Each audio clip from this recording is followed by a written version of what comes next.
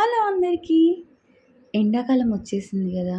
కొంచెం కూరలు తినబుద్ధి కాదు. దాంతో ఏదన్నా రసం అట్లా, పచ్చి పులుసు అట్లా ఉంటే బావుంటదనిపిస్తుంది గదా! నేను ఇలా చేస్తున్నాను చూడండి. ఒక కప్పు నేను కందిపప్పు కడిగి పెట్టుకున్నాను. దాంట్లో 2 టమాటాలేసేసి విజిల్ రానిచ్చాననమాట.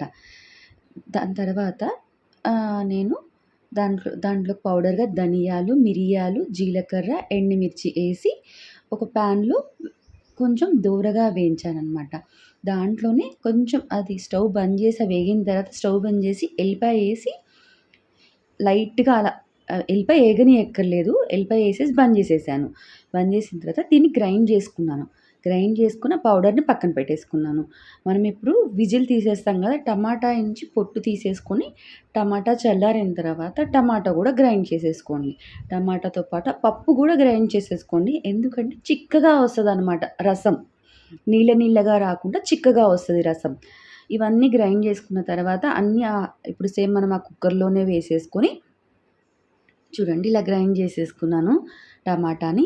దాని తర్వాత పప్పుని కూడా గ్రైండ్ చేసేసుకొని ఆ కుక్కర్‌లోనే సేమ్ అన్నీ వేసేసుకొని మళ్ళీ ఇప్పుడు మనము ఏం చేయాలంటే కొంచెం చింతపండు వేయాలి. అది మీ ఇష్టం అండి. పులుపు చింతపండు వేసేసుకొని పులుపు కోసం కొంచెం చింతపండు ఏసాను.